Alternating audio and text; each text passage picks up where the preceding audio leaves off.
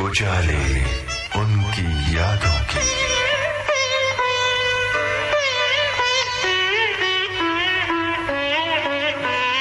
उजाले उनकी यादों की।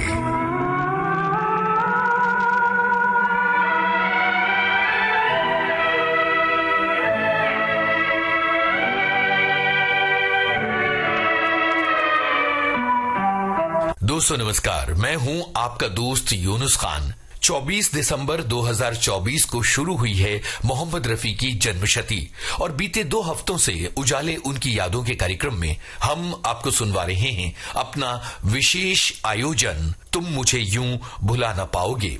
चलिए सुनते हैं तीसरी और आखिरी कड़ी। और इस मौके पर हमने विविध भारती के स्टूडियो में विशेष रूप से आमंत्रित किया है 3 ऐसे गायकों को जो मोहम्मद रफी की आवाज में गाते हैं। तो सबसे पहले आपके सामने हाजिर हैं सर्वेश मिश्रा। मैंने गाए तेरे चेहरे से हटाऊं कैसे, लुट गए होश तो फिर होश में आऊं कैसे। मैंने गाए तेरे चेहरे से हटाऊं कैसे, मैंने गाए। और अब हमारे साथ जो दूसरे गायक हैं वो हैं नानू गुर्जर।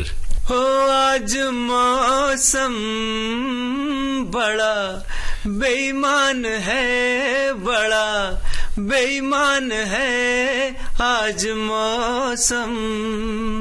आने वाला कोई तूफान है, कोई तूफान है आज मौसम। 2 ऐसे गायकों को आपने सुना जो मोहम्मद रफी साहब की आवाज में गाते हैं। एक और गायक हमारे साथ मौजूद हैं और ये हैं आशीष श्रीवास्तव। ओ हो खोया खोया चांद, खुला आसमान, आंखों में सारी रात जाएगी।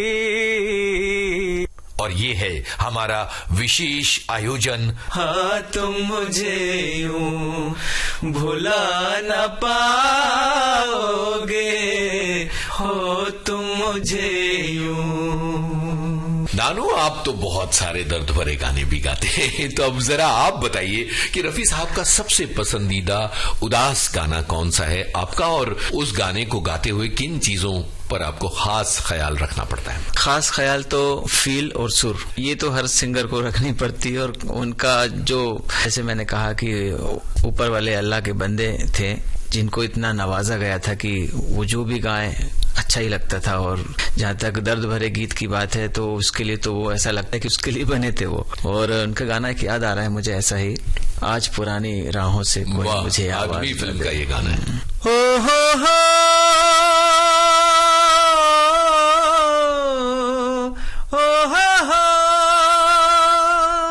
तो रफी साहब को खासकर ज्यादा जाना जाता है ओ दुनिया के रखवाले। वाह। उसका एक ऐसा अंतरा है जो उन्होंने फिल्म में नहीं बल्कि कहीं रिलायंस एक प्रोग्राम में गाया था, वो अलग ही अंतरा है वो, उसको मैं ट्राई करता हूँ। महल उदास और गलियां सूनी, महल उदास और गलियां सूनी, महल उदास, महल उदास रे, महल उदास, महल उदास रे, हे महल उदास रे, महल उदास और गलियां सूनी,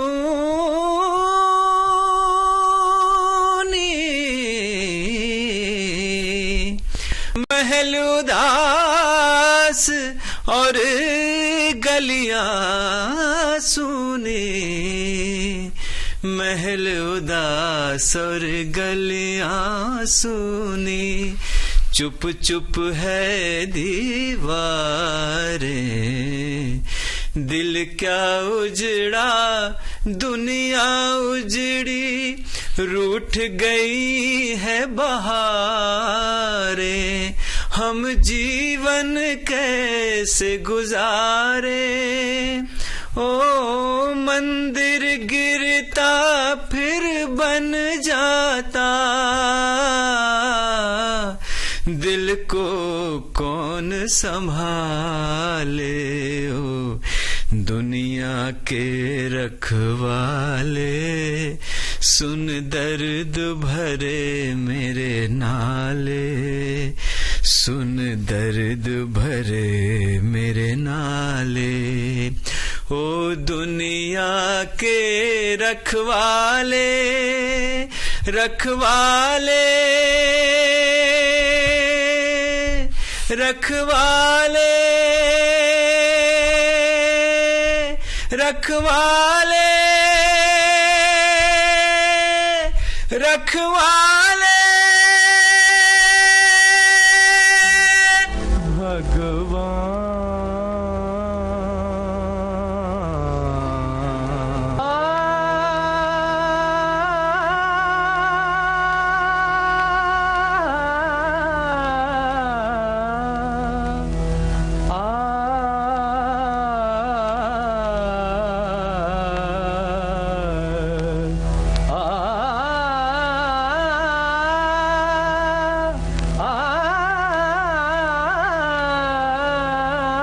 से गानों का जिक्र किया जो बहुत ही उदासी में भीगे, आंसुओं में भीगे गाने हैं। आशीष, अब आपकी बारी है। आप बताइए कि रफी साहब का आपका सबसे पसंदीदा उदास गाना कौन सा है और क्यों? वैसे तो देखिए उनके बहुत सारे दर्द भरे गीत हैं और सबको ही मालूम है कि कितने सारे उनके दर्द भरे गीत हैं जो कि गाने में भी मुश्किल हैं और सुनने के लिए तो एक्चुअली जिसका दिल टूटा हो वो तो दर्द भरे गीत ही सुनता है। लेकिन मुझे जो अभी याद आ रहा है उनका दर्द भरा गीत है। हाँ। उनकी लास्ट रिकॉर्डिंग जो हुई थी, ओके, तेरे आने की आसपास। हाँ जी। तेरे आने की आस है दोस्त, शाम फिर क्यों उदास है दोस्त, महकी महकी फिजा ये कहती है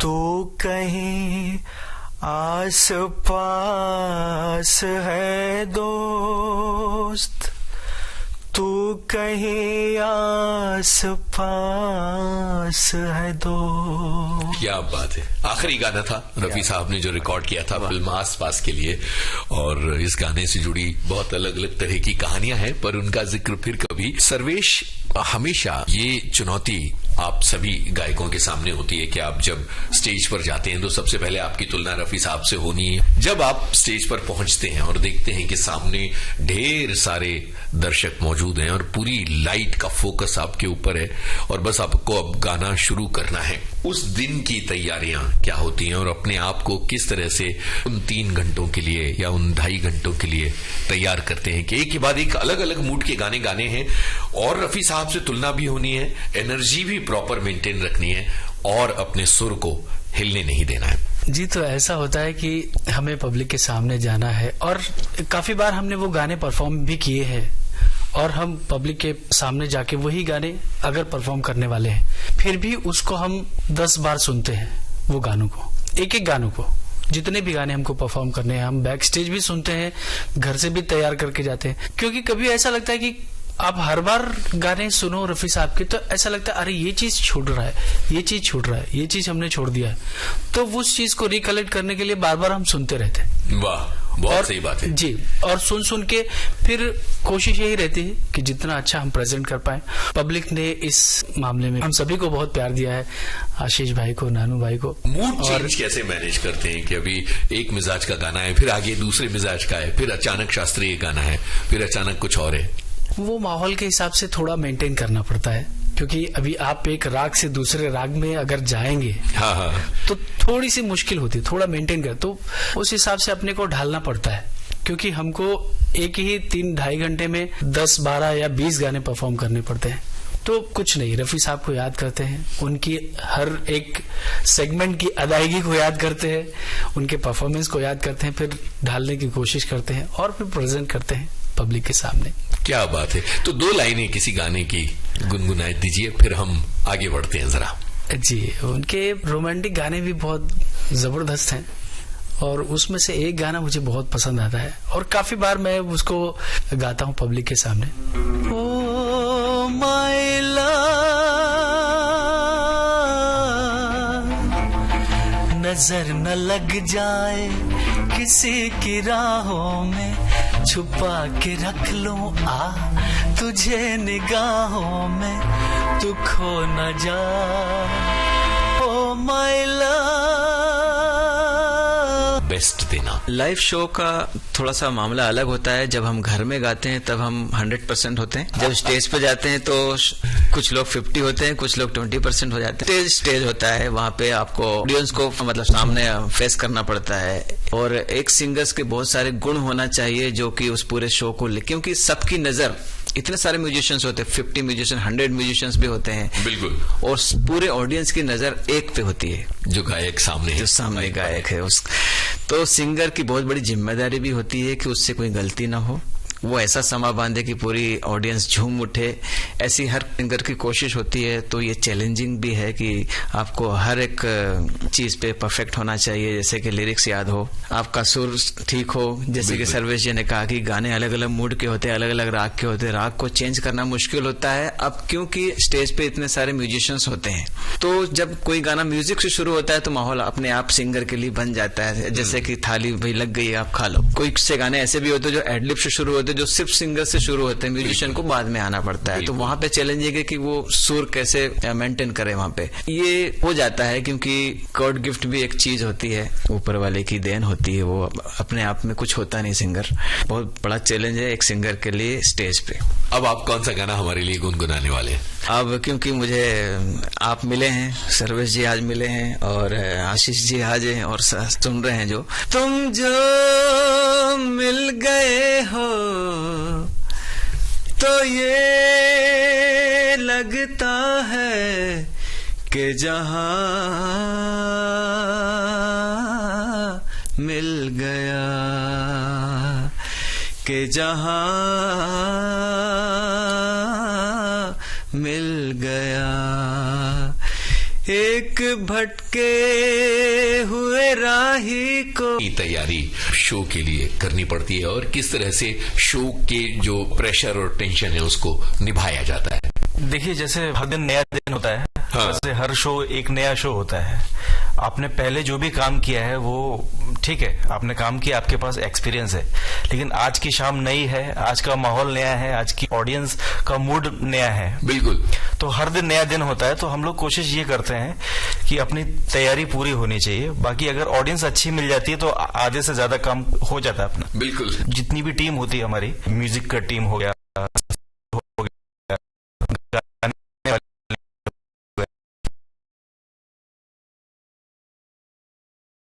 तो अगर केमिस्ट्री तो बहुत है। बाकी यह है कि हर दिन नया दिन होता है, तो हम लोग पहले से कुछ श्योर नहीं होते कि आज ये होने वाला है। हर दिन नया दिन है, तो उसका भी अपना एक टेस्ट है। क्या बात है। तो क्या गुनगुनाने वाले हैं इस वक्त? बहारों फूल बरसाओ, मेरा महबूब आया है, मेरा महबूब आया है।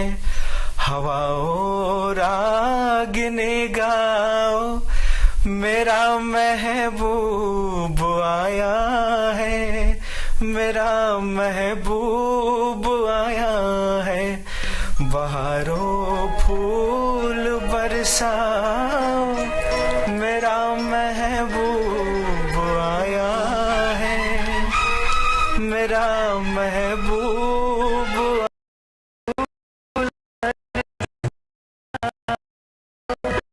सभी की जिंदगी में इतने ज्यादा मायने रखते हैं। उनकी आवाज में आप अलग अलग जगहों पर गाते हैं, देश विदेश में आप सभी ने गाया है। तो मुझे अपने यादगार अनुभवों के बारे में बताइए, रफी साहब के दीवानों के बारे में।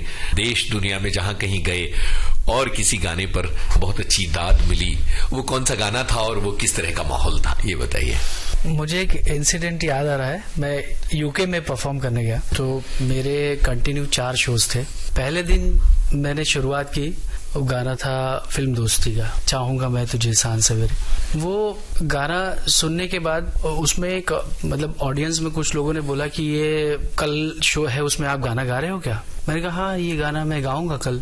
तो फिर उन्होंने ऑर्गेनाइजर को फोर्स किया कि हम कुछ 15-20 लोग हैं, हम कल वापस आना चाहते। तो उन्होंने बोला हमारे पास सीट्स फुल है, हमारी सीट्स नहीं आ पाएंगी। बोले आप कैसे भी प्लीज करके। वो लोग आए और पूरा शो खड़े होके पूरा उन्होंने दूसरे दिन, वो 15 लोगों ने। वाह, ये दीवानगी है, ये दीवानगी है रफी साहब के। उस एक गाने के लिए सिर्फ वो आए, वो भी परदेश में। ये हिंदुस्तान की बात नहीं हो रही है। हाँ, यूके, लंदन की बात कर रहा हूँ। क्या बात है। और ऐसे कई बार बाहर हमने परफॉर्म किया है, मस्कत में और फिर इजराइल। मतलब इतना प्यार मिलता है रफी साहब को।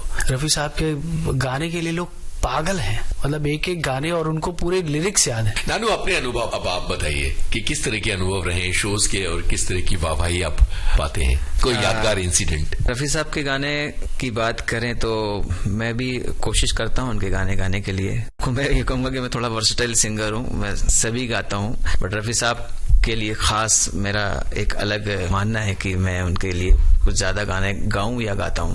प्रोग्राम मैंने काफी किए हैं। शुरुआत तो यूं समझो कि मैंने पहला शो ही जिस प्रोग्राम में मैंने गाया था उसमें रफी साहब का ही गाना गाया था। कुछ लोगों की फरमाइश थी कि आप ये गा सकते हो क्या, वो गा सकते हो क्या, आपके पास अगर गानों का स्टॉक अच्छा हो तो आप गा सकते हो, अगर आपके पास नहीं है तो आप प्रिपेयर कर सकते हो उनको। मैंने भी कोशिश किया कि मैं उस गाने को जो उन्होंने कहा है उसको निभा पाऊं। तो ऐसे ही 1-2 गाने मुझे अभी याद आ रहे हैं जो मैंने अलग अलग प्रोग्राम में कई बार मैंने कोशिश की है उस गाने को गाने के लिए। तुमने मुझे देखा। वाह वाह वाह, क्या बात है। आशीष, अब आप बताइए अपने यादगार अनुभव लोगों की रफी साहब की दीवानगी के और शोज से जुड़े हुए। काफी टाइम मुझे फील हुआ है जब लोग आके बोलते हैं कभी कभी, और ऐसा एक बार नहीं कई बार हुआ है, जब लोग बोलते हैं कि हम आंखें बंद करते हैं तो लगता है कि रफी साहब ही सामने गा रहे हैं। तो ये इतना बड़ा कॉम्प्लीमेंट हो जाता है हमारे लिए कि अगर हम उनका 10% भी गा पाए, मतलब बहुत बड़ी बात है कि ऐसा कॉम्प्लीमेंट हमें लोगों के जरिए मिलता है। बहुत अच्छा लगता है ये सुन के, लोगों का इतना प्यार मिलता है। तो मुझे एक गाना याद आ रहा है, बिल्कुल ये मैं गाना चाहूंगा। हो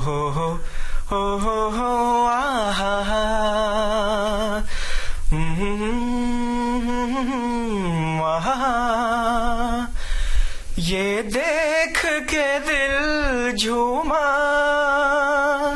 ले प्यार ने अंगड़ाए, दीवाना हुआ बादल, सावन की घटा छाई,